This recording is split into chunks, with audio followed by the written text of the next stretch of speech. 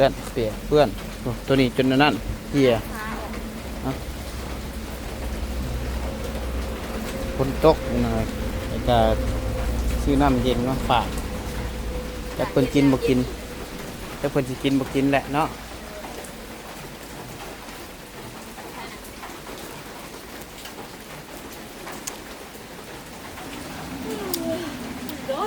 ใครพากันอยู่สายเบิดล่ะไปหากันเนาะ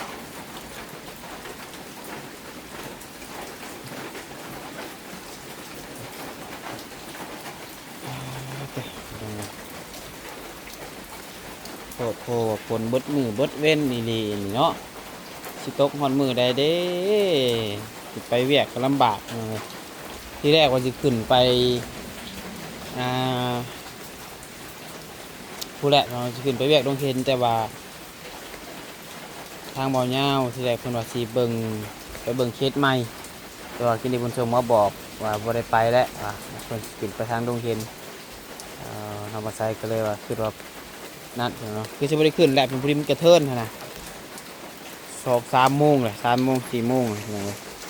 ขึ้นไปก็ได้เป็นว่ามืออื่นซะเป็นว่าเมียนผิดพลาดมืออื่นจังจะขึ้นไปพี่น้องเนาะขึ้นไปตอนเช้าเอาดีว่ามาเพื่อนน้องเบลก่อนพี่น้องเลยฝนกระโปดโคตรในไรเด้นี่เนาะแป๊บนึงพี่น้องเลย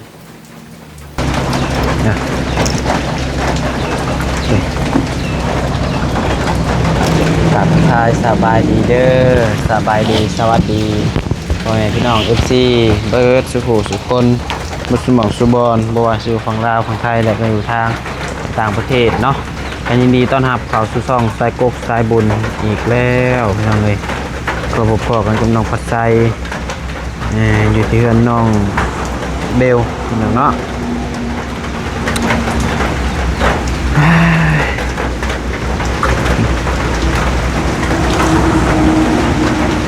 ขี่รถมาที่นี่ก็นี่นะพี่น้องเนาะแถวปล่อยน้องซิมแถวทางมาเพื่อนน้องเบลนี่แหละเกิดอุบัติเหตุเลยรถจักรตำท้ายรถใหญ่พี่น้องเนาะจักรกระบะไฟไกลต้นเลยยิงลูกชายหมู่ส่งมาให้เบิ่งพี่น้องเนาะตอนเพิ่นเกิดเหตุกับคลิปดิฉันก็มีแต่ว่าน้องปลาไซบอกกล้าเอาให้เบิ่งเดี๋ยวคลิปมันสิติดแดงพี่น้องเนาะผู้มันก็มีแบบ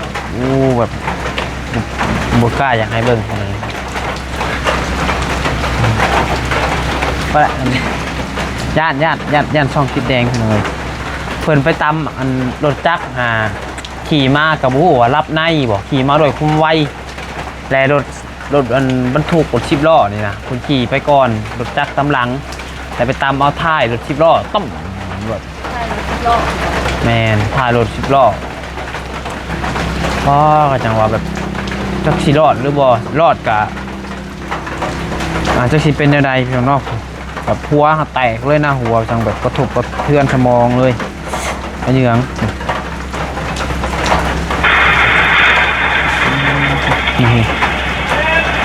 ก็สิได้อยู่ตัวนี้ได้อีกบันเห็นอยู่บ่ล่ะ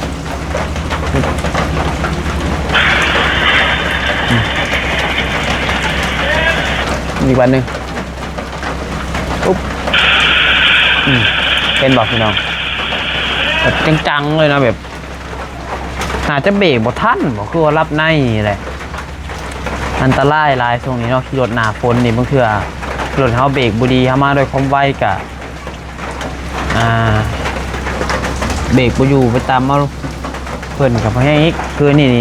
ตามมารถ10 ล้อคนตามมาท้ายเลยนะถูกจักตามจังๆเลยแน่ว่าบ่จำเป็นนี่ช่วงหน้าฝนนี่เขาบ่อยากเดินทางอะไรเป็นยังไงคันบ่จำเป็นดีเพราะว่าอันตรายเนาะอันตรายเองมีแต่ว่าผู้ใดขับรถขับล่างไปเดินทางไกลกันระมัดระวังหน่อยเด้อพี่น้องเด้อช่วงหน้าฝนกับคืออะไรพี่น้อง ถนนหนทางมันมืนไปมาก็ยากฉะนั้นว่ายามหนาวนี่ก็ยากอีกยามหนาวนี่มันล่มมันล่มเดินทางกันลำบากคือกันพี่น้องเอ้ยยามได้กะยามร้อนก็ว่าร้อนยามร้อนก็ร้อนแห้งเหือออกเป็นขั้นจังซี่มันแบบมันบ่มีแบบว่ายามสบายอย่า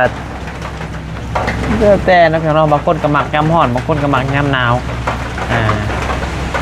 เอาก็จังได้ก็ขอให้เพิ่นปลอดภัยทางนั้นก็ได้เนาะอุบัติเหตุนี่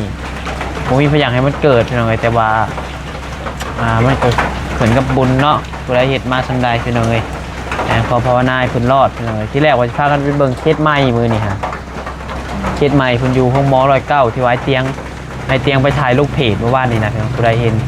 ตัวท้องใหญ่ก็บ่ฮู้ว่าเพิ่นเป็นโรคหยังล่ะคือสิหลายโรคต้นโตบวมเบิดพี่น้องเอ้ยเนาะเดี๋ยวฟังเบิ่งกันแน่ว่าผลเช้ามื้อแรงกันใดๆทีมงานไปเบิ่งลงมาใส่ก็สิเข้าไปเบิ่งอยู่เนาะเดี๋ยวมีผู้รักผู้ใหญ่อยากช่วยอยากซอยเพิ่นพี่น้องเอ้ยเอาคือตอนนี้กับแม่ไปเวียกกับบ่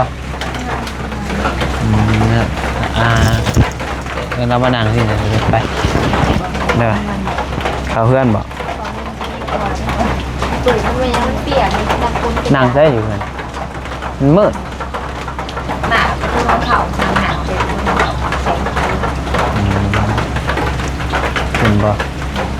แต่ว่าอยู่ตูดพี่สิค่ะครัวป้าเพิ่นก็ไปสักไปน้องเลยเนาะโอ้ยไปน้องไปเบิ่งฝนก็ได้โอ้ยมาจะไปพุ่นจังครับไปใช่เอ้าข่อยก็เปียกเลยไม้สิเปียกเป็นห่วงไม้ก็ข่อยอีกเงา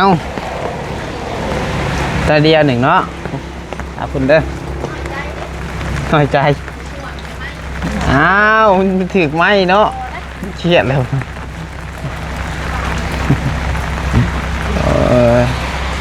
ปึ๊บ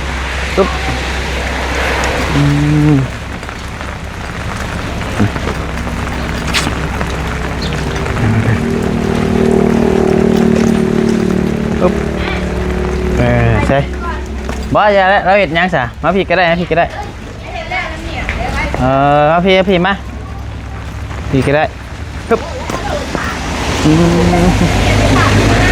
เห็นยังก็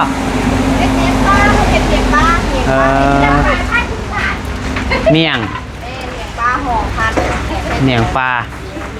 ชัดเข่าเห็ดไปถ่าเลยเห็ดไปถ่าเห็ดไปถ่าไผอ้าวถ่าลูกถ่าเต้าเลยนะถ้าอยากจะกินเลยค่ะ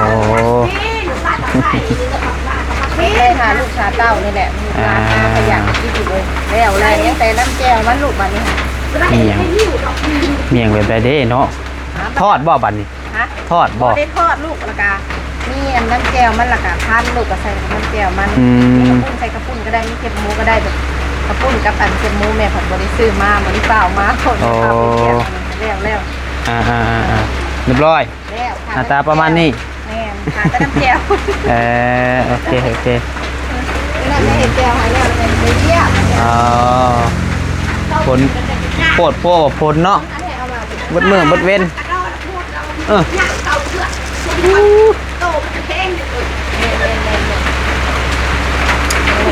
ไปใช้กับบ่ได้ตรงโตกับนี่แห้งแล้วอะไรพี่น้องมีลูกค้าห่านคือกันแม่เขาก็จะปบมาเฮือนบ่มีลูกค้าป้าให้พ่อขายผู้เดียวเพราะว่าพ่อจะเห็นกินแซ่บทำเนี่ยแซ่บว่ะแซ่บแล้วกินแล้วแซ่บละคำมาคำเดียวให้ชวนละคำหนูไม่เอาละชวน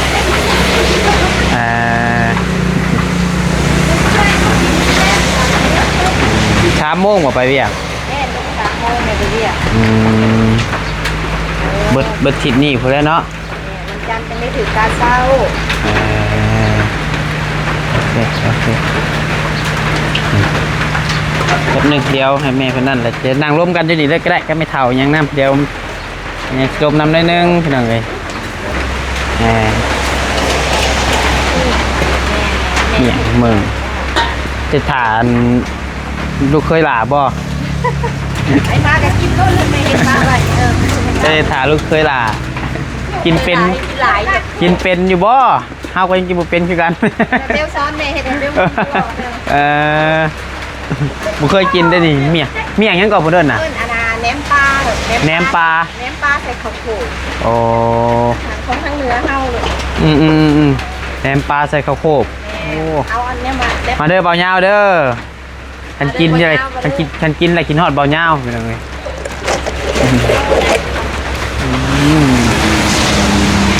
ไปเจอไปซื้ออันถั่วดินเด้อให้อาเด้ออาสิเห็นอันเดียวไป เห็ดกินยังไงตักเล่นเป็นเล่น ก่อนอ่านเนี่ยอ่านกับเป็ดซื้อถั่วดิน นั่นแหละมาไม่เท่ามาพี่ได้หนึ่งพี่นั่งน้ำกันนี่ก็ได้เบลก็นั่งนี่แหละนั่งนี่แหละฮะมียังดอกข่าวจะซื้อ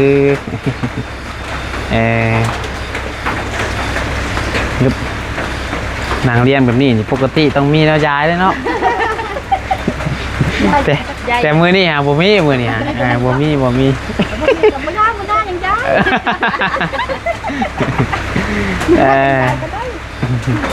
สิมีอยู่ผู้หนึงแต่ก็ยังโมเมนต์ตอนนี้ จะไปที่ใดเนาะ ผู้ใดได้เลยแบ่งกันเด้อ โดย ฮะเอาผู้ใดได้เลยแบ่งเด้อเลยแบ่งบ่ให้ได้ แบกไม่หนักเป็นไรนะ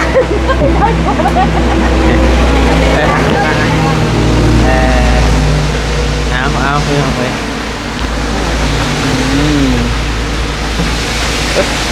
โอเคมีอย่างไรดอกคือถามเรื่องอันนั้นนะเรื่องว่าได้เป็นยังไงเรื่องเห็ดงอกเห็ดงานจังมันเห็ดได้อยู่บ่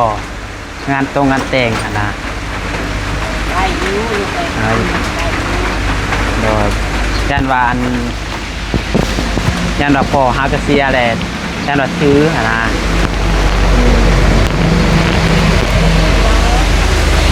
ก็บ่ได้ซื้อเนาะได้ยูต้องว่าเห็ดผู้นี้แล้วก็ได้โดยเห็ดแต่ว่าเฮาก็บ่ได้เห็ด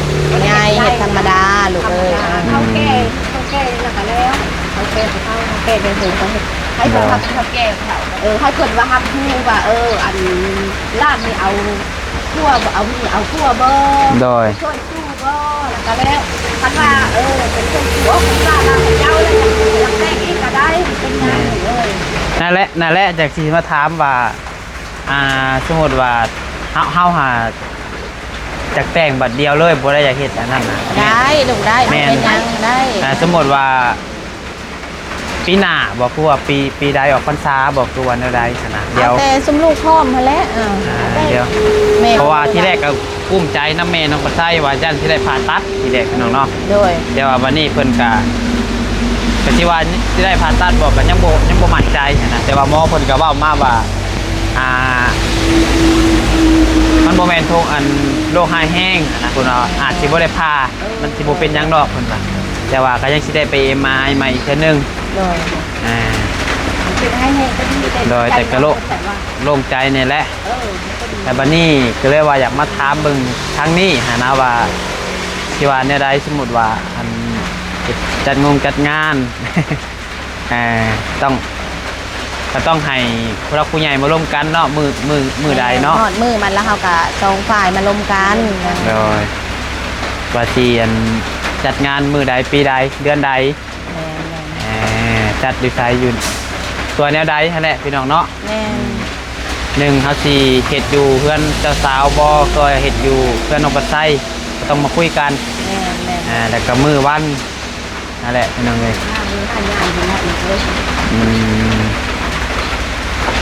เพราะว่ากะอยากเห็ดให้มันแล้วนั่นแหละพี่น้องเนาะก็เลยว่ามาทำเบิ่งซื้อยันว่าถือจะแบบผ่านจากปี2 ปีก่อนจะเฮ็ดสมมติว่าสมมติว่าพร้อมปีหน้าเฮ็ดปีหน้าเลยนี่ก็ได้บ่ได้ลูกได้บ่เป็นหยังเนาะอันนั้นเพิ่นผู้เพิ่นเสียไปเพิ่นก็คือสิดีใจหั่นแหละไปลูกไปมาซั่นซะลูกเป็นฝั่งเป็นฟ้านะโดย ได้ได้เนอปู่เพิ่นจากไปแล้วก็ไปแล้วได้สันดุเลยเฮาอยู่เฮาสิ แมนกาแมนตัวนี้เนาะเพราะว่าผู้เพิ่นไปกับไปดีแล้วแค่นั้นว่าเฮาสิไปนั่นนี่ก็ตามแบบยังเพิ่นว่าพี่น้องเอ้ยคือลาย ที่ตับข้องเพิ่นมันก็บ่ได้แล้วหักไป เฮาก็ เขาชื่อมัน ตามยุคตามสมัยแล้วเนาะ ตับทำไมนะมือมันแห้งสบายสมุท เออโอเคโอเคจะเป็นไงมีแต่ว่ามือได้ว่างเลยจังสิให้พ่อแม่มาร่วมกันจ้ะให้พ่อแม่เฮามาคุยกัน ได้เด้อ ว่า เป็นยังไง สิแต่งเดือนใดปีใดหั้นนะอยากคู่แล้วก็จังแสดงว่าหาเงินหาข้ามท่านแล้วก็สิเฮ็ดเลยนะ ไปได้มันได้ หาเงินบ่ทันก็สิติดหนี้ไว้ บ่เป็นหยังลูกบ่เป็นหยังกันพร้อมแล้วก็เฮ็ดมันบ่พร้อมก็หาไม้เงินหาเงินตะกอนบ่เป็นหยัง เลยอืม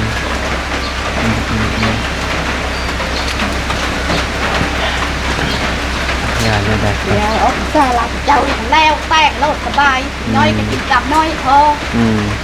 นั่นแหละ นั่นบ่ นั่นแหละเข้าเบาบ่ยาก เออพอจะเห็ดตามพี่ตามคล้อง โอ้ย โอเคโอเคสวัสดีน้อง จะได้ลายร้อยล้านพันล้านเท่ากับได้เอาที่บ่มีเอ้ย มาพักควรกันนี่แหละ ๆโดยแต่สิได้ยินชัดไว้บ่แหละพี่น้องเอ้ยเพราะว่าฝนกระตกเพราะว่าเวลาก็บ่ค่อยได้บ่ค่อยมีเวลาเพราะทั้งแม่เพิ่นไปเรียกกลางคืนเนาะ แม่นแม่น เพิ่นก็ตอนเช้าก็นั่นพี่น้องเอ้ยผักก็ได้ผักแต่เหมือนผิดมือเดียว อืมโอเคครับ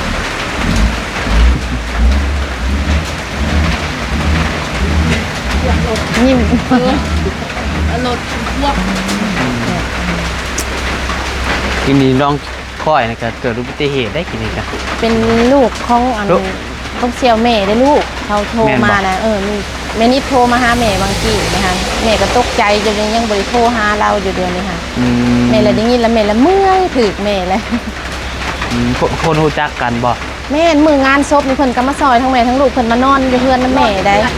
หูดำๆพันได้ลูกเพิ่นว่า ลูกเพิ่นบ่คือ แม่ ไผ นแม่ลูกชายผลาเพิ่นลูก ใส่ด้านก็ชอบใส่แต่นั่นแหละ อืมที่ว่าตามรถอัน10ล้อกินนี่ให้ได้ แม่นลูกแม่น เออ แม่ก็ยังอุกอยู่เดือนนี้ค่ะโอ้ยแม่เฮ็ดได้ยังว่า จอเห็นในคลิปมันก็จักสิเป็นแนวใดเห็นในกล้องวงจรปิดนะเพิ่นส่งมาให้เบิ่งฮะ ยิน คือ แม่ ว่า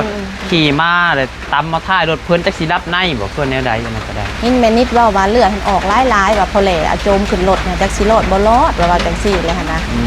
ม แม่แล้วก็เมื่อยอยู่แม่แล้วโอ้ยเห็นแล้วก็ได้มาถือตัวเองบัดมาถือลูกหมู่อีกลูกเชี่ยวอีกบัดนี้แฮงเมื่อยเขาอีกบ่อยากให้เป็นน่ะนะลูกมันเห็นมาเลย แม่นเนาะเพราะว่าเฮาก็เจอมากก็เข้าใจความรู้สึกเนาะแบบ แม่นเขาใจ โอ้เป็นครอบครัวลูกเต้า ว่ามัน อะไร เป็นจังใดให้นะลูกเอ้ยแม่น ว่าเห็นหมู่ส่งลงเพิ่นว่าหัวก็แตกว่ะหัวแตกบ่ไงนี่ ยินพอแหล่ว่าเลือดมันไหลออกพุดๆอยู่ว่า แม่นเนี่ยดีเลยแต่จักเห็นอะไรแล้วจะรับในบ่ตามเบิ่งในกล้องขี่มาทัดมากตัวเบรกบ่อยู่ คือว่าเป็นละคนกบและคนมันกลมเป็นนี้กับมันยักษ์เลยเรา ก็บ่ฮู้เห็นแต่ในกล้องค่ะเพิ่นส่งมาให้เบิ่งเนาะโอ้จังว่าเบิ่งบ่ เอามาแม่เบิ่งดิ แม่ป้าเป็น บ่ตามอยู่คือตอนตำเบิ่งใหม่ก็ได้ ได้โทร โอ้ มาไวแฮง โอ้ย แต่ว่ารถ ได้ลูกเอ้ย รถ10ล้อหาไปก่อน แต่ว่าเพิ่นรถมาตำหลังแหละจักสิรับนายจักสิเบรกบ่อยู่ เขาเย็นเบรกบ่อยู่เด้อลูกเด้อคันแบบสิ แต่ว่าเพิ่นก็มาไวอีนี้เพิ่นขี่ สองคนบ่ลูก พูดตุ้ยพูดไปนะพูดที่ตุ้ยมาเขาซ้อนมากันเลย บ่แม่น IP บ่หรือหมู่ รถสอง สองคนซะบ่ โอ้ยตาย เอาตัวคนเดียว สอง รถจักรหาได้ สองคนที่ตุ้ยมาซ้อน บ่ในคลิป ในคลิปคือเห็นคนเดียวนะลูก คือคนเดียว โอ้ย บอสตอนนั้น แม่เบิ่ง ขี่มานี่นะ ซองบ่ สองคน อืม โอ้ยลูกนางฮัดนี่อันนั้นเลยลูกนางฮัดนี่บ่ฟื้นเลยนี่โอ้ตายโอ้ยพี่เอ้ย เป็นไรต้นเนาะ อ้าวเห็นเลยลูกเห็นพอแล้วแม่ก็ยังอยาก แม่ก็ไปอยากลูก โอ้ย หน้าตาช่วยแม่อย่างลูก เป็นอันลูกกันเสี่ยวแม่บ่ แม่นแม่เราเป็นเสี่ยวกับแม่เสี่ยวหักเสี่ยวแพงที่สุกกินดิบนำกันลูกเอ้ยแต่ข้าวแม่เฮ็ดเวียกห้องเลื่อยนำกันลูกเอ้ย อืม เรากับบริป้าได้ถิ่มแม่นะแม่กับมีหยังกับไปหาเรากับมีหยังกับมาหาแม่นะ ที่แรกเห็นเพิ่นประกาศตามมาพี่น้องว่าซั่นก็บ่ฮู้ว่าเพิ่นผู้ใดผู้ใดผู้ใด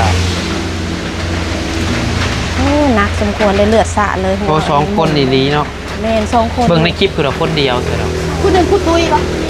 ผู้ตุ้ยเนี่ยยังเห็นนั่งอยู่ในลูกเอ้ ผู้ ย ตุ้ยเป็นลูกไอ้ไพ่เกาะมานำกันเหตุการณ์กันอยู่ที่ต้นรถจะไปรัตนาอยู่ดิเข้าไปเหตุการณ์มาวันนั้นรถหมดน้ำมันไปเชื่อไม่พ่อเลย เขากล้องจังๆเลยเลยใจตนเนาะและขับรถยามพลอันตรายพี่น้อยแต่บ่จำเป็นนี่เฮาบ่อยากออกเฮาแต่เฮือนไปก็ได้ ไปใส่กับคอยไปคอยมาย่าน ขับไปค่อยบางเขาไม่พูดบนวันเพื่อเขาขับไว้แล้วมันเชื่อก็มีแต่ลูกไอ้ลูกแล้วเป็นเรา อันนี้ละเพิ่นเฮ็ดเวียกใช้งานจะสูบนี่ แม่นยังเขาโรงเรียนคือดังโบนี่แหละแต่ว่าเราหันยังบ่ทันได้จบและ ก็ยังเฮียนอยู่บ่ แม่นยังเขาโรงเรียนอยู่ได้ลูก มองพบปีนี้ บ่แม่นว่าแพทย์ คือ เนี่ย ว่าเฮาคือผู้เฒ่าเติบได้ บ่ได้ลูกเราหากับ16 ปี โตใหญ่ แล้วหาคนตัวใหญ่ อืม ขุนสูงด้านนั้นขุนตาเป็น เป็นสะเด้ จะย้ายเป็นยังได้หรอ เป็นสะนั่นยังว่าบ่ให้เป็นจังก็ยังใครแน่หยังว่า อ๋อ รถไฟเด้อจะไปท่านเดียวจะได้เดี๋ยวหักต้มหักกาบหักต้มหักกาบล้านนั่นแหละ โอเคจ้ะพี่น้องเนาะเฮ็ดได้แหละมีแต่ว่าให้แม่เฮ็ดเวียกต่อซะ เอาจ้ะ โดย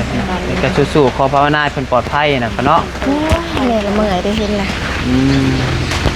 แม่นำไปจักเบิ้งไม่เท่าเนาะเบิ้งมาได้ทำเบิ้งกันใจขาดลาบ ในเขาใหญ่ค่ะเขาใหญ่ได้ในโรงปีบอกแม่เราก็มาได้แม่ของเสียแม่ได้แล้วเราเรียกน้องเป็นยาบ้า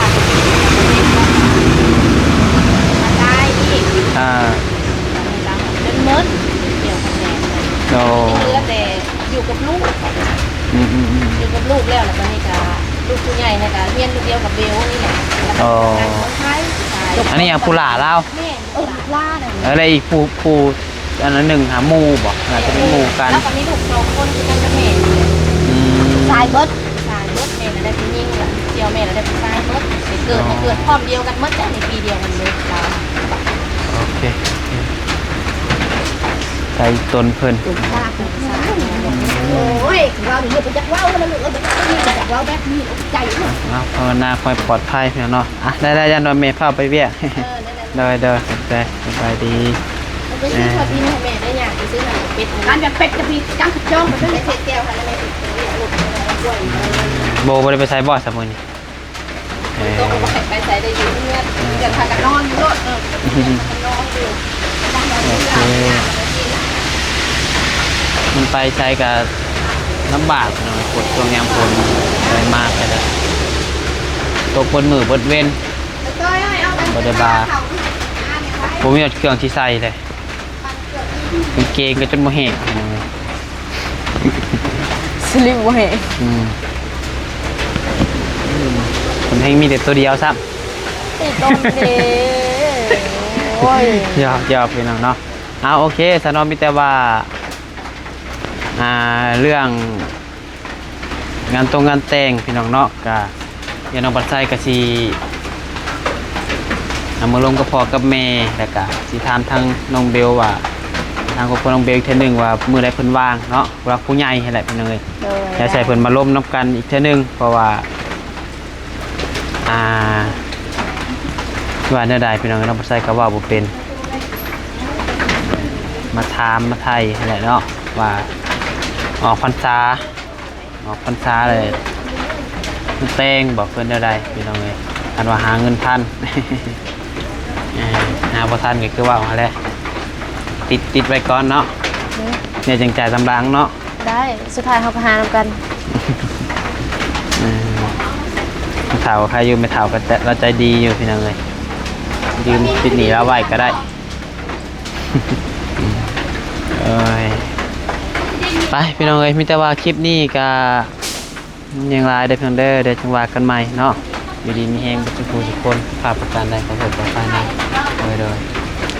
ลาแล้วสบายดี